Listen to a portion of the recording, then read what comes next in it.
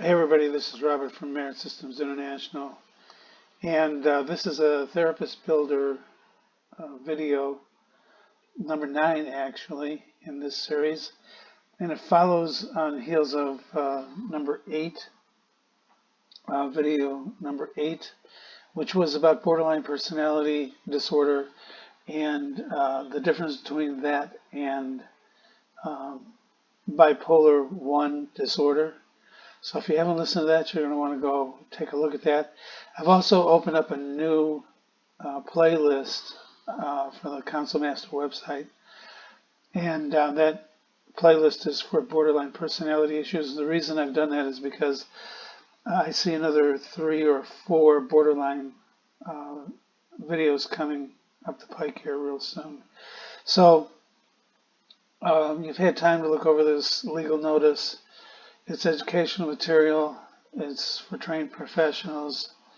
And you agree to hold harmless Merit Systems International for anything that's said in here. This is my opinion. You don't have to abide by it by any stretch of the imagination. And you are advised to do your own research and determine whether what I'm saying is good or bad. So, the purpose of the video series is expert training, psychological issues, treatment for specific client problems, and the use of the Merit Web Project software. Really, that one is going to be encompassed in this video and those to follow. But also, this is educational, and it's also philosophical. So, a couple things before we get into it.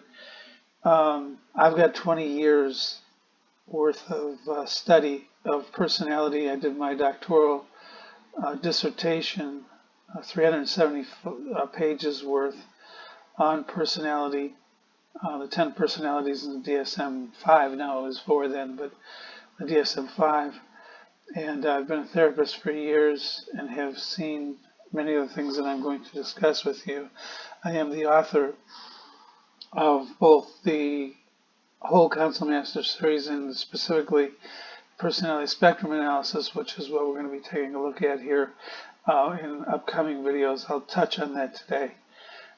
It's likely that this particular video, I've got 14 slides here, it's likely that this will span 2 videos by itself.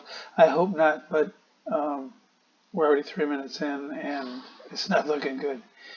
So let's get started here. In the beginning of 1938, the term borderline personality organization, sometimes called borderline organization, was first used. It was used in Europe before it came over here, but it came over here in 1938. And it was termed such because they believed that this person was on the borderline of schizophrenia. Not quite there, but on the borderline. And that was partly due to the defense mechanism of splitting, which is a classic for borderlines. In fact, without splitting, I don't know if a person can be borderline. It's one of the main tools in their toolbox. 1970s, Otto Kernberg said that these were traits with a borderline between neurosis and psychosis. Very insightful in the development of this. In 1980, the DSM-3 cataloged borderline personality disorder as an actual personality disorder, and it's been there since then in DSM-4, DSM-4-TR, and now in DSM-5 with some refinements and making things a little more exact. In the Merit Web Project, Council Master Tools, PSA to be specific,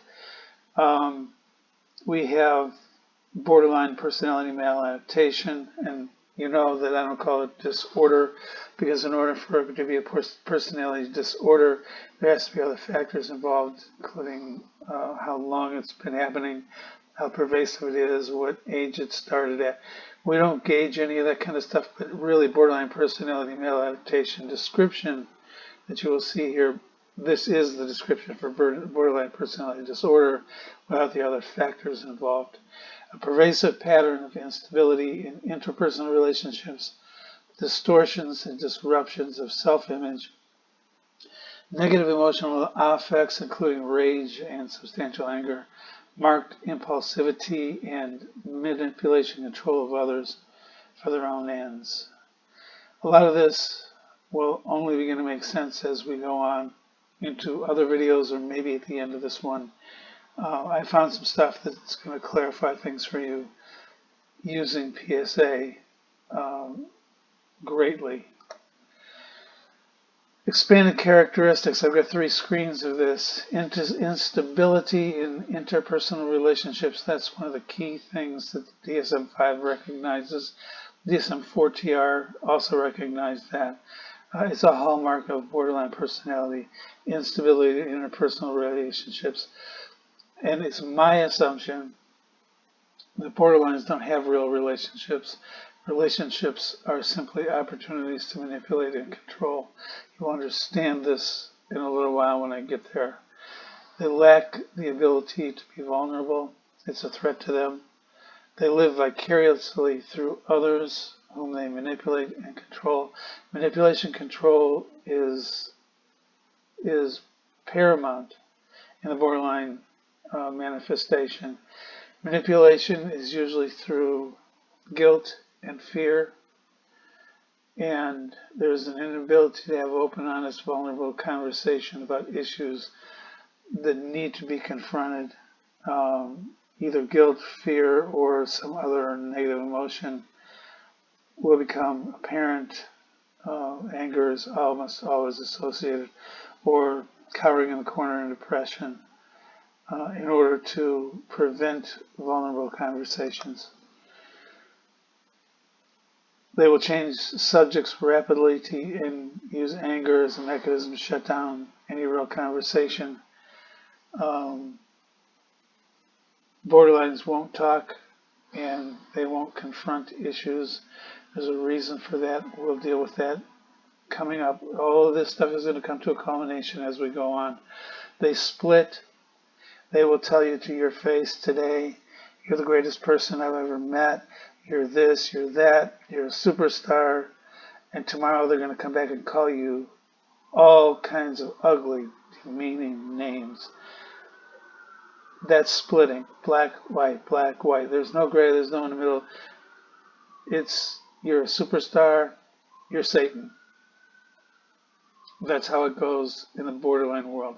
Projection is something they use in an extremely relative, or extremely,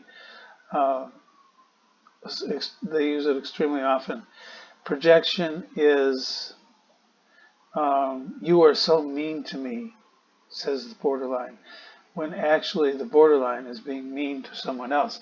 Projection is projecting to someone else what the person is actually doing.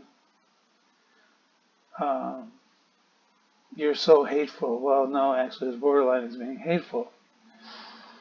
So, self-image disruptions and distortions, that's the factor of neurosis versus psychosis. The disruptions are neurotic, the distortions are psychotic.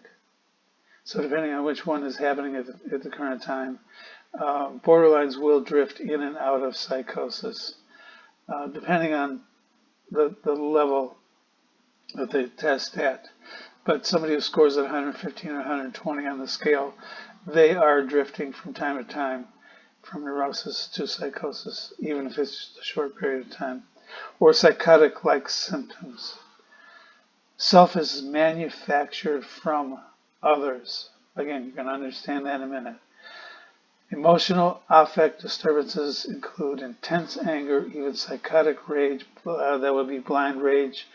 It would be intermittent explosive disorder, very common. Just an immediate explosion of anger that's destructive, even harmful to people.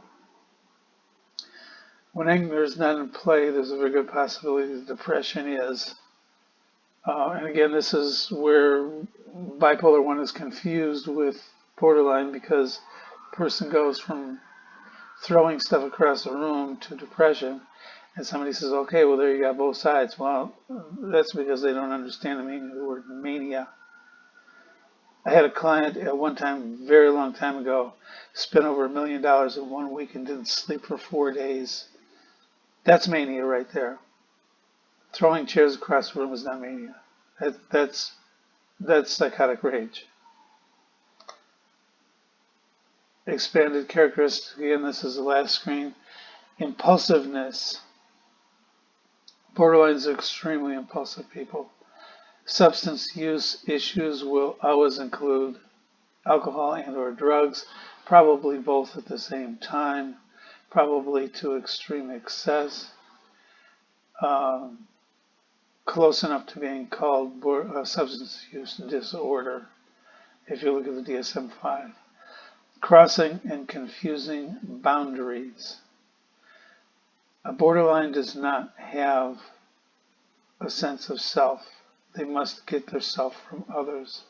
So the boundaries will be crossed. What's yours is mine, what's mine is yours, but not so much.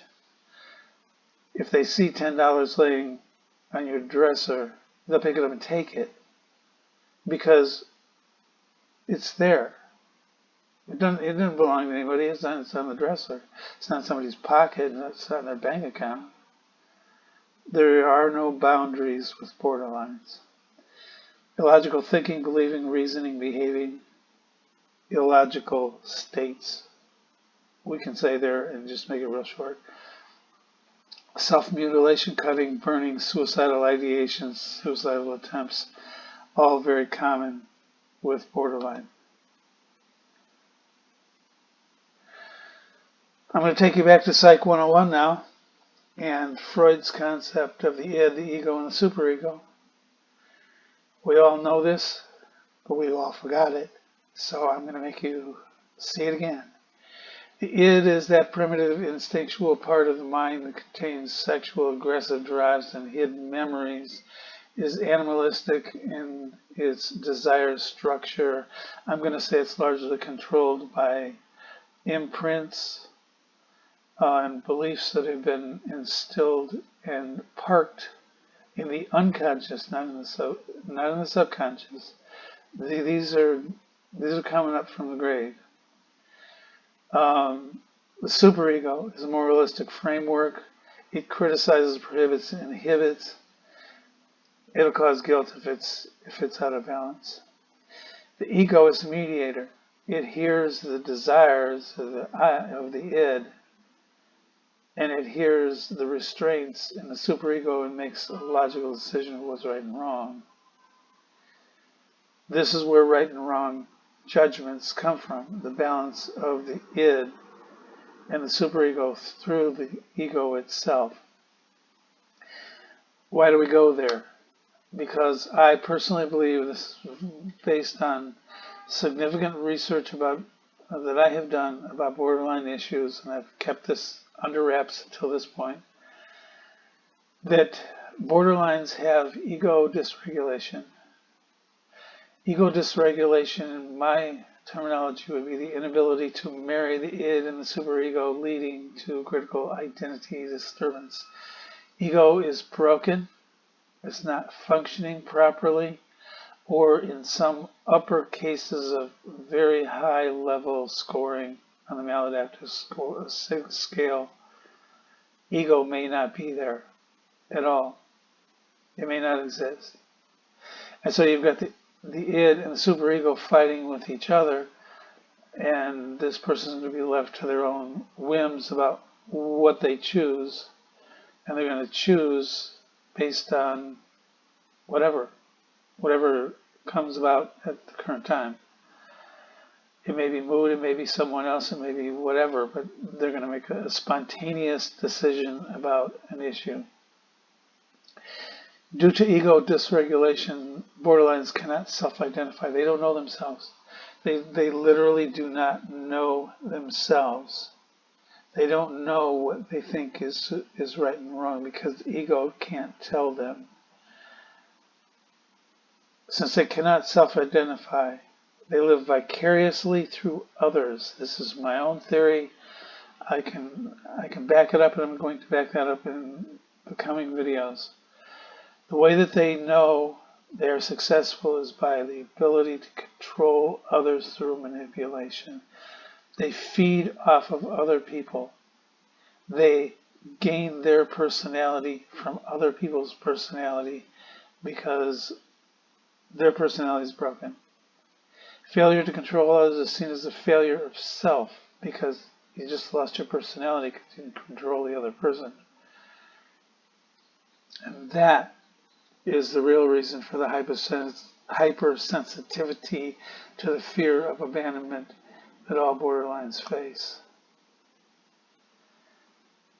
This, again, is my own conjecture, but it's something that I think is worthy of looking at. Both borderline and DID are similar. Dissociative identity disorder. It used to be called multiple personality disorder. What a disgusting name for something that obviously whoever named it that had never seen one, because that's not what we're talking about.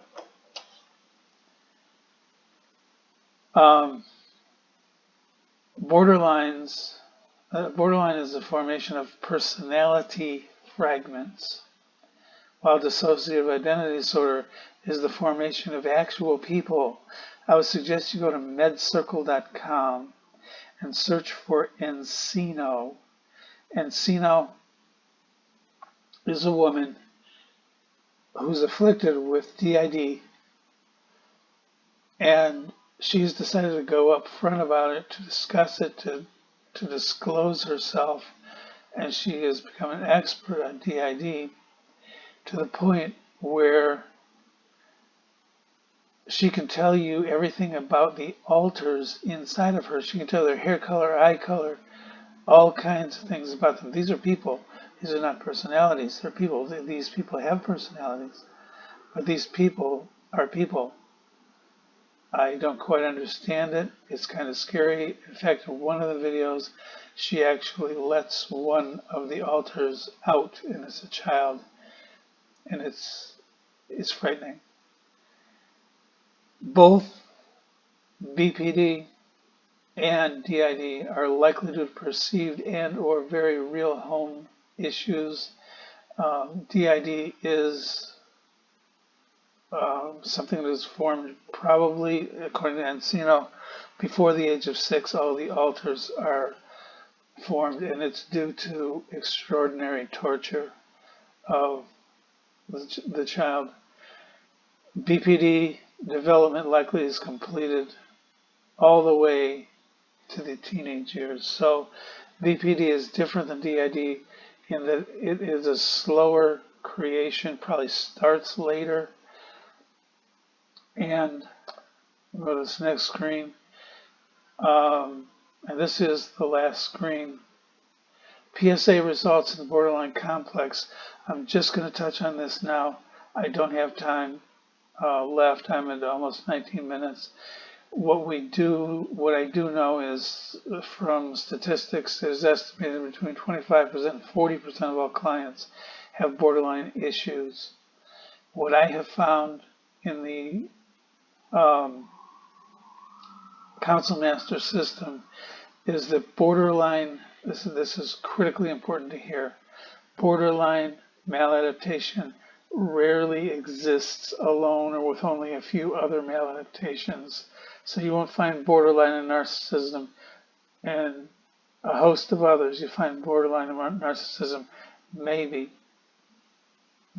in a few cases you're going to find borderline +1, +2 maladaptations.